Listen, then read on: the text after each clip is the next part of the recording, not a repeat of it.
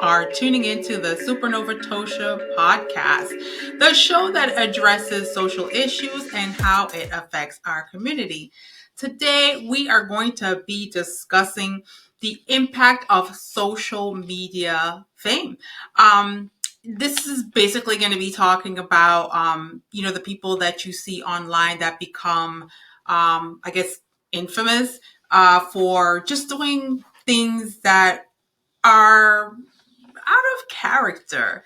You know what I mean? And their 15 minutes of fame, it comes and it goes. But I guess, if you get that moment where you go viral and you get paid and you start getting followers, I guess it's worth it for them.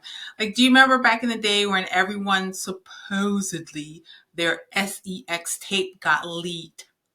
Wink, wink. Yeah, okay, accidentally. Oh, a friend of a friend came over and, XYZ. But anyway, the concept of fame has undergone significant changes in the past 2 to 3 decades, largely due to the emergence of the reality shows and the internet and social media. So in the past, fame has typically associated with the development of specific skills such as dancing or even singing. However, in today's landscape, there are numerous avenues for gaining recognition, allowing individuals to become famous simply for their existing fame or any kind of behavior that they exhibit. This shift has been facilitated by the rise of social media platforms, and they create an illusion of fame and often obscure the effort and work behind viral content. Additionally, social media fame can now be quantified, unlike in the past when there was no concrete measure of fame. Today, the number of likes, followers, and retweets serve as a metrics to gauge one's level of fame. The phenomenon has emerged in recent times where individuals can attain fame solely through social media without the involvement of traditional media channels. And rather than being selected and promoted by established media organizations, these individuals rise to prominence from grassroots level. The shift in the process of attaining fame is unique, but the nature and the dynamics of fame itself remain largely unchanged. Now, the fame that's achieved through social media is often more fragile and less likely to endure compared to the celebrity status of actors and musicians. So while most traditional performers may appear to have become famous overnight, the reality is that they have typically spent many years honing their craft and building a reputation, hoping for a breakthrough moment. Although traditional celebrities utilize social media for engaging with fans, social media fame, that operates very differently. It has given rise to influencers who leverage network connectivity, peer to peer communication, and bandwagon behaviors to rapidly spread information and also influence. The model works particularly well for individuals whose fame is based on their ability to attract attention through enthusiastic extroversions, appeal, and willingness to push boundaries rather than relying solely on traditional performance skills. The success of social media fame is primarily determined by the level of attachment that fans have towards the influencer and the psychological satisfaction that they derive from a sense of affiliation and fan identity. Yeah.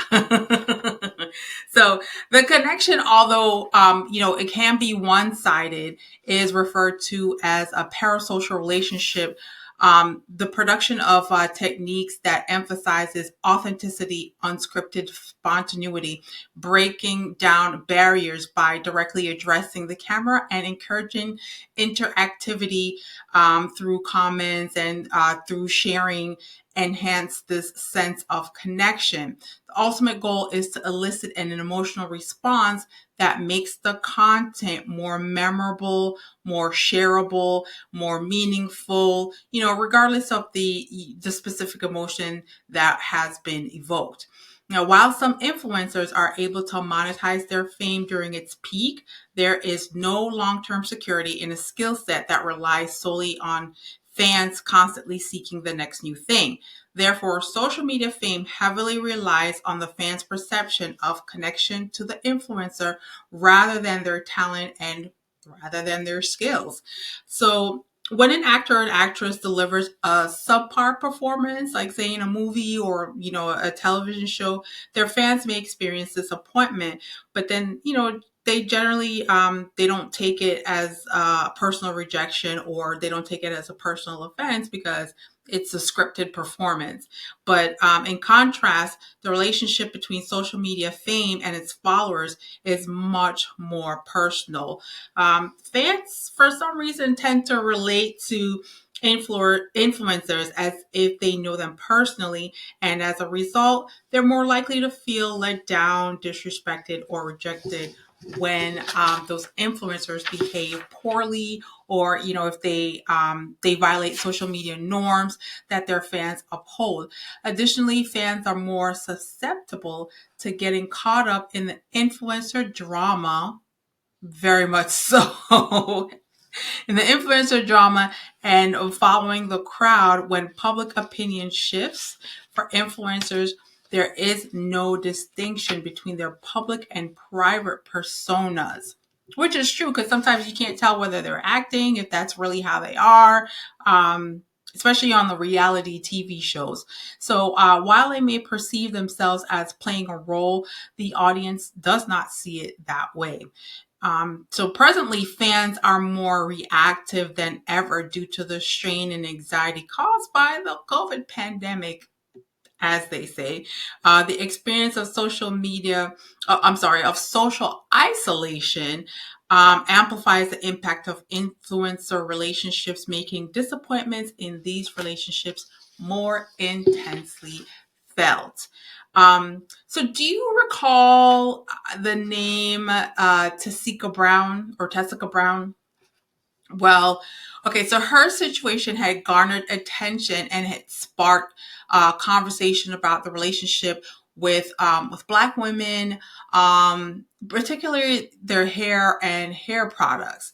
So Tessica Brown, I hate to say this, but she was otherwise known as Gorilla Glue Girl. Now, she's certainly an adult. She's 40 years old, has 5 children. Um, but she basically made an error in judgment. She made an error, did something that I guess anybody could make that mistake. I'm not sure, but she did make a really huge mistake and ended up having a viral moment. So I do have a video just to refresh your memory of how she became famous. Let's show you the video of Miss Tessica Brown. National notoriety for using Gorilla Glue spray after running out of hairspray. Yep, the same Gorilla Glue from those wacky commercials. Gorilla Spray adhesive for the toughest jobs on planet Earth. Bad idea. Yo, look, my hair, it don't move. Tessica tried washing it out with oils and shampoo and even went to the emergency room, but nothing worked until Beverly Hills plastic surgeon Michael Obeng offered to help. Tessica flew from her home in Louisiana to Los Angeles. How are you holding up, Tessica? Where she got a COVID test before undergoing a procedure to dissolve the glue using a concoction of medical-grade adhesive remover, aloe vera, olive oil, and acetone. The process took 4 hours, and you can see the hair coming undone. Okay, that's it. Tessica, you did great. Look how easily the comb glides through the hair. Still on the operating room table, Tessica is overcome with emotion. Talk show host Wendy Williams, who earlier this week ridiculed her, Gorilla Glue woman, dumbest girl on the face of the earth, is now expressing sympathy. I'm glad that you got your hair back. What do you see when you look in that mirror? Tessica. You see Tessica? Tessica. Not the, other person. This is me. Bet she doesn't do that again. Gorilla Glue says the packaging warns people not to put the product in their eyes or on their skin, and we would say that includes hair. So we can all see that Tessica, she is emotional. She's shedding tears of joy for finally having, normal feeling hair. And after much deliberation, Tessica Brown made the brave decision to bid farewell to her long ponytail and seek professional help. So, as you can see, Dr. Michael Obeng, he's a very generous Beverly Hills surgeon, um, who offered his services free of charge, by the way, to un-gorilla glue Tessica's hair. So it was a 4-hour long surgery, and Dr. Obeng, he worked his magic using medical grade adhesive remover. He also added aloe vera, some olive oil, and also acetone. The result, well, Miss Brownhead is now blissfully glue-free, and she could not be happier. So throughout this ordeal, there is a silver lining that Tessica has received an outpouring of love and support. Her family had even started a fundraiser. I believe it's a GoFundMe. I'm not sure if it's through GoFundMe, but they did start a fundraiser to help her through her predicament. So many people have gained fame through this ordeal. So through this predicament, Gorilla Glue, I think their sales went up because now you know that it holds, it works. And then, of course, Dr. Obeng, for performing the procedure for free. Fafui definitely, made his stats go up. And if you never heard of him, you heard of him now. And also Tessica Brown, she's gained a little something from this sticky situation. I don't know. I've never used it. I don't even put like glues or gel or anything on my hair, but I think I saw that there is something similar to that Gorilla Glue. So she may have confused it. And I know a lot of people were saying, including Wendy Williams, some derogatory comments about Tessica. But if they have similar hair products for your hair to keep it, to hold it, I'm assuming that's how she was able to make that error. But for me, I think our hair wasn't made to stick and be glued down to our scalp like that. Like, we literally have curly hair that grows upwards toward the sun. So I embrace that. If I don't, I usually twist my hair, or there's sometimes I just wear it out into a huge giant afro. And then, people make comments about, oh, you didn't comb your hair. I did. I'm just letting the sun get to it, get that vitamin D so it could grow. It's like a tree, and I'm the root. So anyway, it did spark a lot of conversation, and I have no idea why Black women hair, it's such a big controversial issue. I mean, it's hair. If it's something you don't like, then you don't like it. That's your prerogative. But for me, I don't make it an issue. I do my hair however I deem fit. So, it is widely acknowledged that a significant portion of the content that we encounter on social media is embellished. Very much so. So when you see these reality shows, don't think that all of it is real. A lot of it is scripted. They create a lot of these narratives and put people in heightened situations to make them, be reactive instead of proactive. So again, the all this social media, some of the stuff you do see, a lot of it is embellished, it's enhanced and strategically presented, often prioritizing the storytelling over actuality, because they're doing it for the views. A lot of these shows where you see people are flipping tables, flipping desks, and ready to throw hands and duke it out. A lot of it is scripted. A lot of it is created so that you can have the animosity, and it it evokes some sort of a feeling, whether it's anger, and then you choose sides, and now you become a fan of a certain person, and they get views and ratings for it. So they know what they're doing as far as marketing. And in this particular instance, we're introduced to, I'm not sure if a lot of, I would say people in my age bracket may not know, but I don't know why I know. But, when you open your phone, this is the first thing that I see. I usually try to flip to YouTube first thing when I wake up so I can have my morning devotions. But for some particular reason, when I block, I still get another page that's carrying the content of Mr. Jonathan Porter, known by his stage name as Blueface Baby.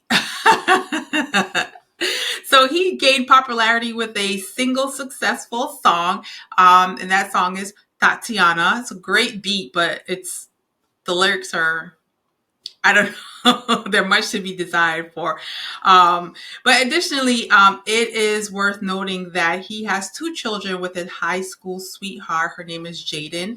However, their relationship encountered some difficulties as she decided to leave him during her second pregnancy, leading him to embark on a new romantic journey with a very young woman. Her name is Chrisean Malone, otherwise known as Chrisean Rock. She was also known as someone who appeared on reality TV shows, and she had a couple of songs prior to her relationship with Blueface. But she just wasn't, her music just wasn't making the charts, and it's basically no one ever really heard of her. They just saw her in a couple of these reality TV shows fighting. Well, she gained recognition as Blueface's girlfriend, and as their relationship became infamous for its tumultuous and violent nature. There's incidents such as car theft, breaking into his house, and writing her name in blood on the walls have occurred. There were also instances of arson and physical altercations, including a bottle being broken over his head. Additionally, Blueface allegedly pressured her into having 3 abortions and took her earnings from her performances. Then he wanted to break up with her and offered money so that she would leave him alone. So eventually, he left her for his first baby's mother, his high school sweetheart. Her name is Jaden. So they're now back together, and he's purchased a home, which he now shares with the mother of his 2 children, which is Jaden. And then he has a daughter, a baby. I think she's a year old, Journey, and don't know his little boy's name, but he's a 6-year-old cute little boy. So Chrisean has now given birth to a son whom she claims is fathered by Blueface, and he denies the paternity, alleging that she abused alcohol and smoked marijuana during the pregnancy, resulting in the child having fetal alcohol syndrome and other health issues. It is worth noting that Chrisean comes from a large family with 11 siblings, and within their family, there have been experiences of foster care, neglect, severe sexual and physical abuse. And these personal matters have been publicly aired with accusations of infidelity, incest, and orchestrated assaults among siblings and friends. And the online presence of Chrisean's family often involves passionate expressions and references to God amidst their grievances, which can sometimes feel overwhelming because all the things that they're carrying, I guess they've realized that Chrisean, who the last time I checked, they say she's worth about $2 million. So I guess her siblings and her nieces and nephews have realized that airing your dirty laundry to the public will get you that bag, that $2 million earning that they also want to enjoy. So because of this, she has several siblings and other family members that they go live and they make these videos. And we are bombarded with all of this, even when we didn't ask to be a part of the group chat. So I've blocked several online outfits that share their stories, and no matter how much I block, there's just more and more and more. So yeah, the online presence of Krishan's family does often involve passionate expressions and references to God amidst their grievances, which can sometimes feel overwhelming as they share their personal struggles. And it appears that they carry a significant amount of pain and emotional baggage, which hinders their ability to find peace. So, you know, in the reality, I'm not trying to be preachy or any of this, but again, it's online and it's there to speak of. And if they didn't want people to speak on it, then they wouldn't share so much. I mean, they wake up in the morning and they have to share what happens. If they go to the bathroom, they have to share what happens. If they order fast food, they share what happens. If they go into the swimming pool, if they're drinking, if they're smoking, if they have a performance, if they go to see someone perform, if they're having an argument, I mean, whatever it is that they're doing, every aspect of their lives, it's broadcasted and it's there, and it gets overwhelming. So the only thing you'd have to do is really just to keep your phone off social media for a good week if you want a break, because everybody's carrying it. They're on every they're on podcasts. Even podcasters are talking about them. It's a lot. So I guess their 15 minutes of fame is worth it to them. It is the reality of life that, you know, the we do encounter offenses, and you know, we encounter situations where others may mischaracterize us, but you know, if you desire to experience God's presence and favor and blessing, it is essential to let go of the resentment and the habit of living in a state of offense. So for me, one of the things is that they'll be smoking and, you know, with the rolling paper, and they have alcohol present, and they're twerking or doing whatever. And then in the same sentence, it's, you know, God, thank you, God, and God is this and God is that, which I understand being grateful and to be thankful, because without him, you know, nothing is possible. But again, it's like, you can't have him in the midst of it. I just wish for some reason these people would, you know, get the professional help, seek the professional help that's needed to intervene. Because from what they said so far, their mom was a heroin addict. She suffered from depression. And I think her first set of children she had, the father died, and then she married Mr. Malone. So the Malone children, their family are the ones that came in and just committed atrocities upon these children. So because SA is a learned behavior, so these children are now, sometimes I think it was like 11 of them or 10 of them or 9 of them, all in like a 2-bedroom apartment, and they are emulating what they have been taught. They're being abused, they're being tortured, they're being beaten, they're being essayed, and so they're all in under one roof. And now the children have so much animosity towards each other. They're now adults and they are parents, and they have children that are adults. But it's really a sad situation, how it all plays out, because first of all, I have to say that they're all very beautiful, from the ones that I've seen. And it's, when you have such a big family, it's such a blessing. So I do hope that, you know, they do what they need to do to come together.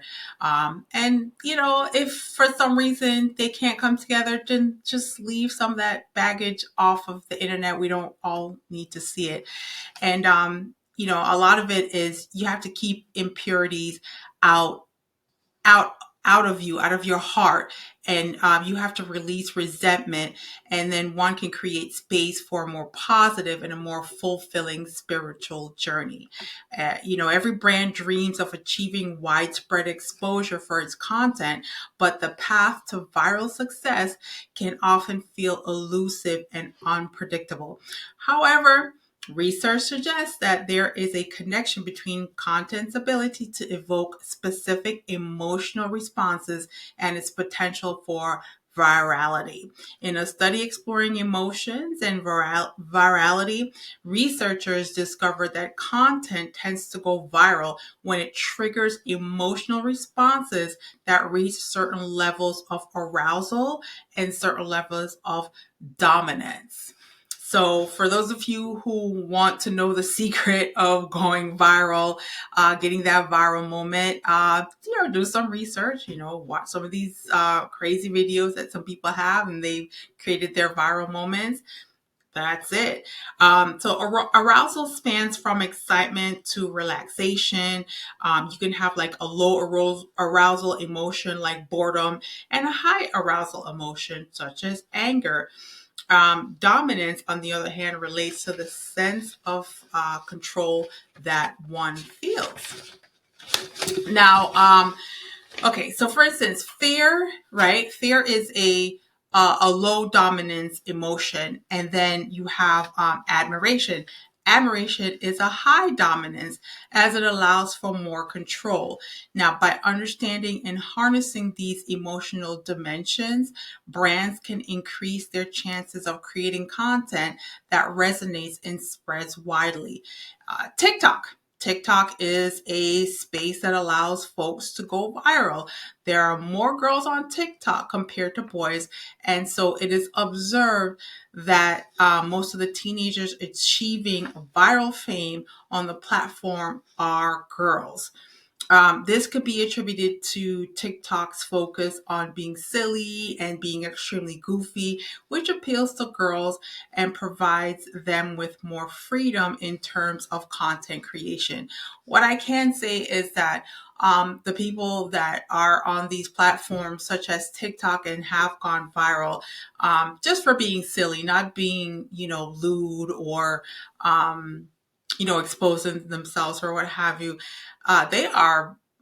they're making a bag. I mean, they are really, really making some good money. So hopefully they have some financial advice, and they are, they're fiscally responsible where they can, have it multiply and create multiple streams of income. Because at some point, you do grow from being silly and being goofy on TikTok, and you want to be able to still have that income flowing, because you get used to that certain lifestyle once you start living the way that you live. So in addition, girls tend to idolize other girls, right?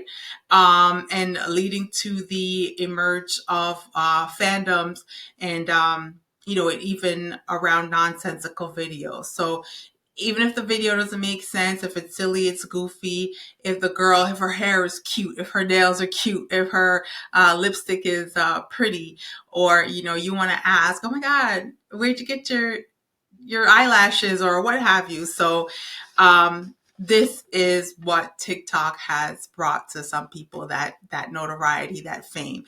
So anyway, however, it is important to note that going viral can have unexpected consequences and create new pressures for teenagers. So when faced with less enjoyable aspects of fame, it can be daunting and confusing to experience, both for teenagers and also their parents.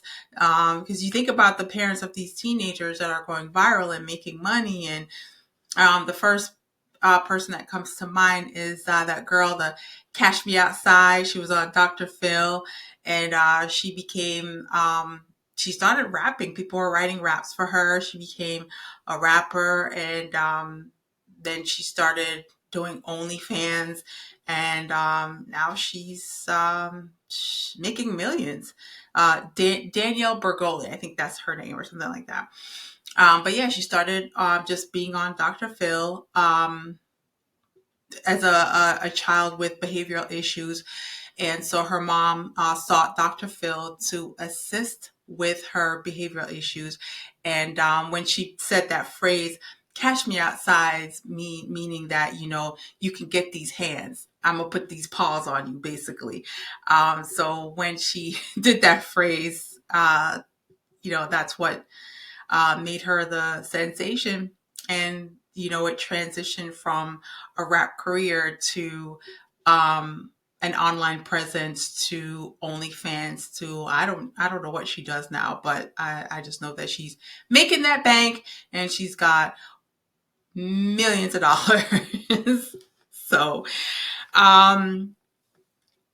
yeah.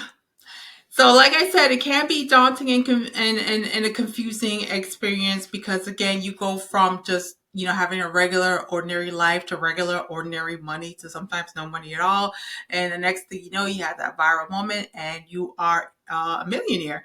So, for both teenagers and their parents who may not be fully aware of their children's online activities. So, it's good. If your child is just watching online and just watching these videos, please make sure, parents of minor children, that you monitor your kids. Make sure you put some safeguard on some of the things that they're watching, and sometimes watch with them just to see and make sure that what they're watching is appropriate and they are able to understand what they are watching.